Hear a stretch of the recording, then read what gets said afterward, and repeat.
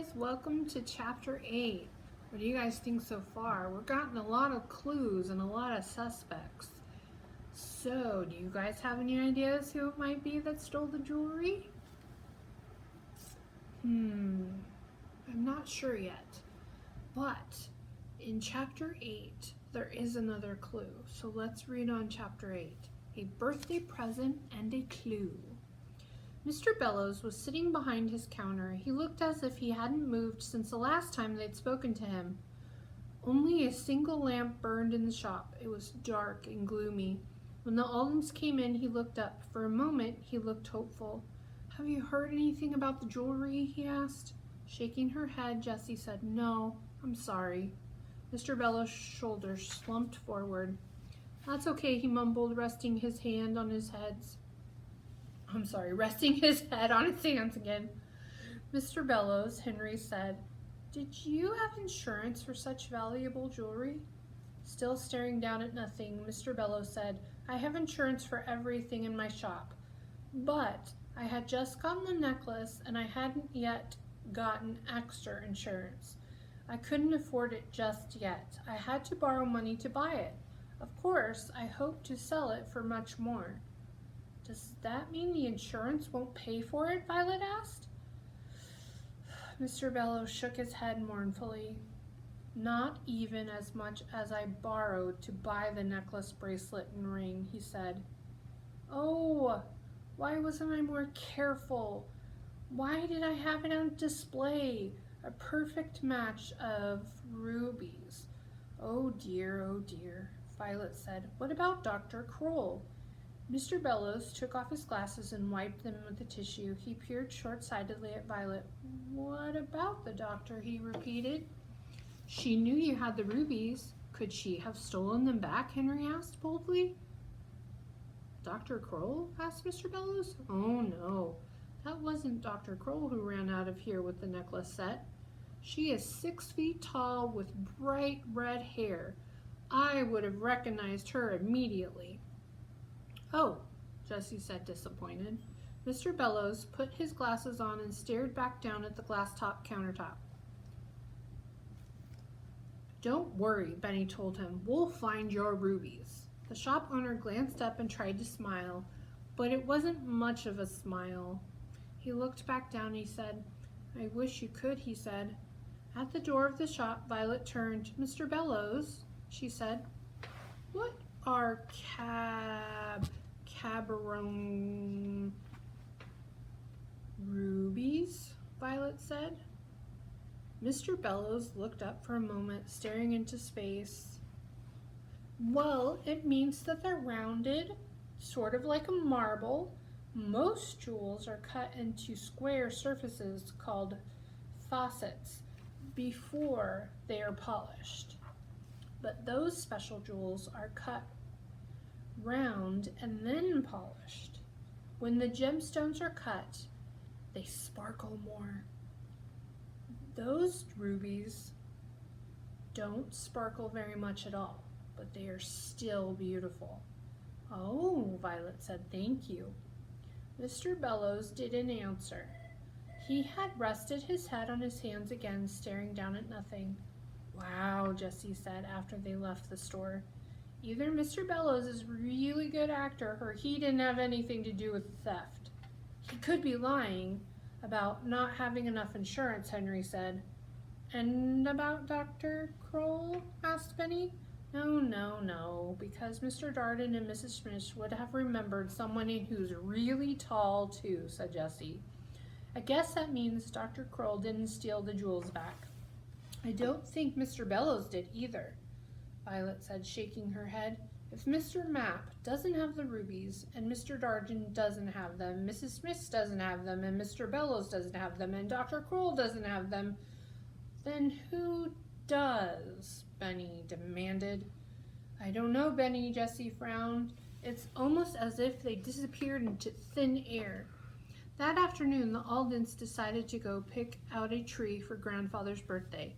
"Here, Greenfield's nursery plant and tree specialist," Violet read aloud from the phone book. "That sounds like a perfect place," Jessie said. As they rode their bikes to Greenfield Nursery on the other side of town, they talked about all the mysterious events.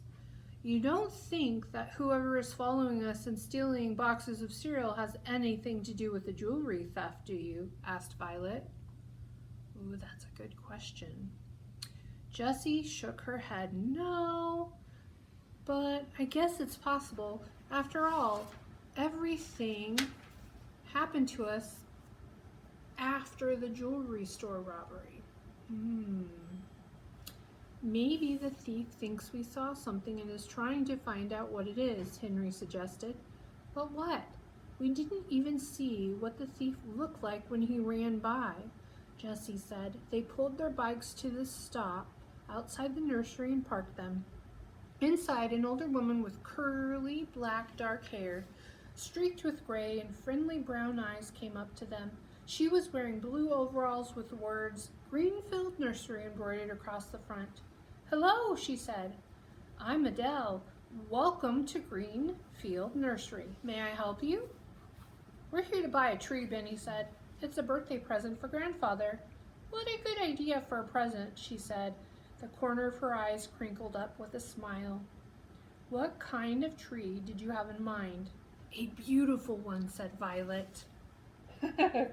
The woman smiled and laughed. I think all trees are beautiful, she said. But if you follow me, I'll show you some that I think you might like. The children followed Adele through the nursery. Adele showed them several trees, including one called a Japanese maple with beautiful red leaves. It looks like it's made of rubies when the sun shines through it. Most maple leaves have leaves that turn beautiful colors in the fall, but this one has beautiful red leaves spring, summer, and fall. Like rubies, said Violet softly. She touched one of the leaves gently. I like this Christmas tree over here, said Benny. It's a lovely tree, Adele agreed. It's called a blue spruce. That would make a good gift too. Why don't you look around and then you can ask me questions if you have any. I'll be at the counter. Thank you, said Henry. The children looked at all kinds of trees. Short, tall, fat, thin, with needles, with leaves. But at last they decided on the tree with the ruby-colored leaves. I think Grandfather will be really excited about this. He'll love his birthday tree, Jessie said as they walked to the counter to pay for the Japanese maple and arrange for it to be delivered. They decided to plant it in the backyard near the boxcar.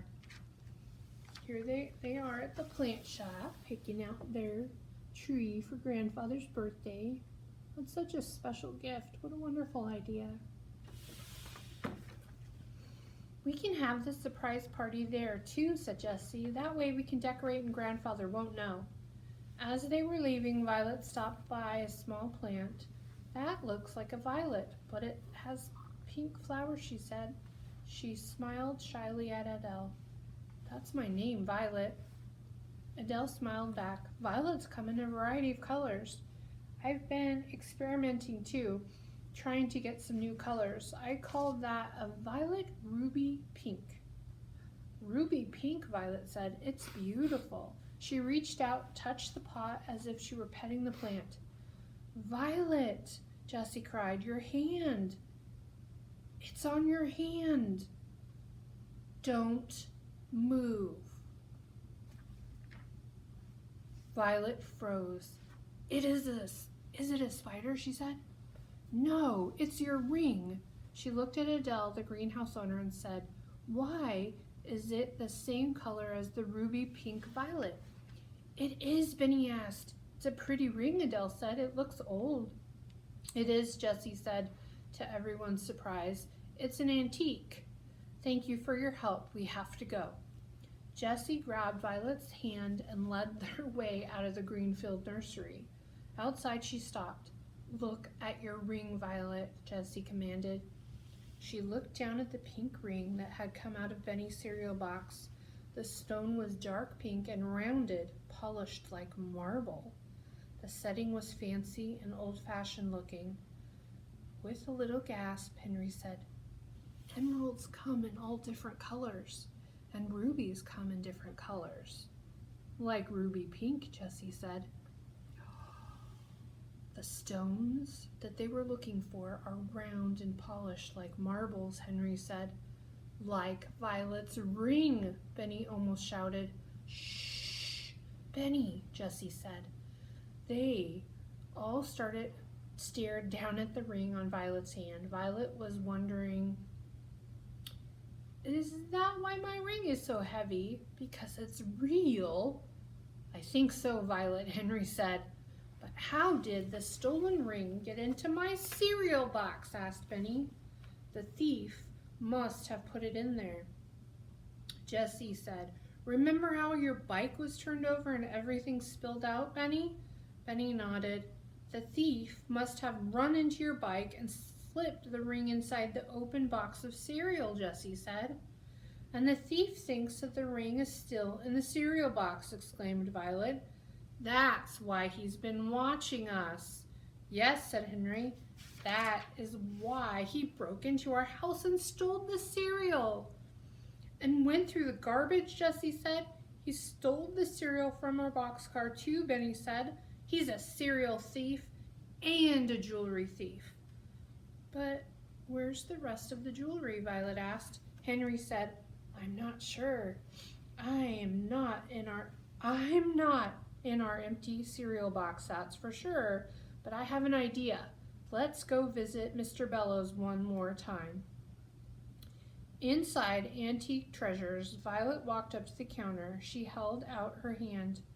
Mr. Bellows, she said, I think we found something that belongs to you. For a moment, Mr. Bellows stared down at Violet's hand.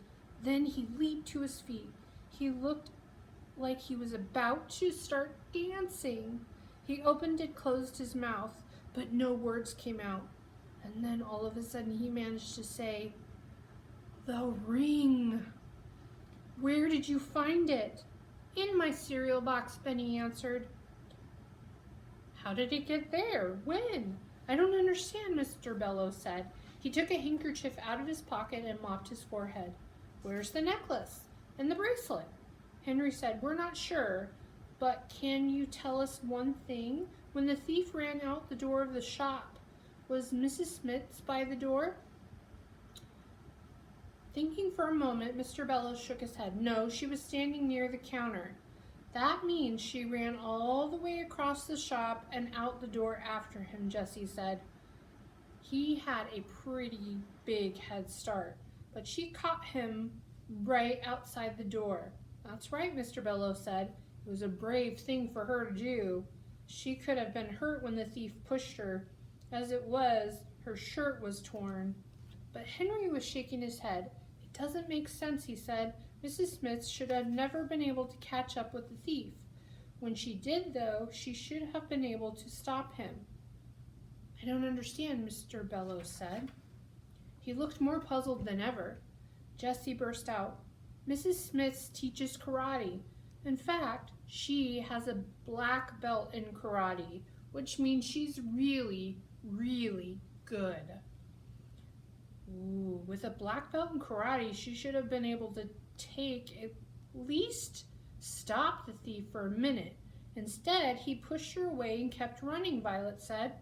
Benny was looking from one to the other with his eyes rounded, and he said, why did Mrs. Smith let the thief go? Because they were partners, Benny said. They were working together, Henry said. Now Mr. Bellows said nothing. Oh, it makes sense. She stood in front of me by the counter, blocking my view of the glass case where the necklace sat wet. She got in front of me, and then I shouted for the thief to stop. And she pretended to go after the thief so you wouldn't be suspicious, Violet said. Oh, it was more than that, Violet, Jessie said. She glanced at Henry and smiled. Much more than that.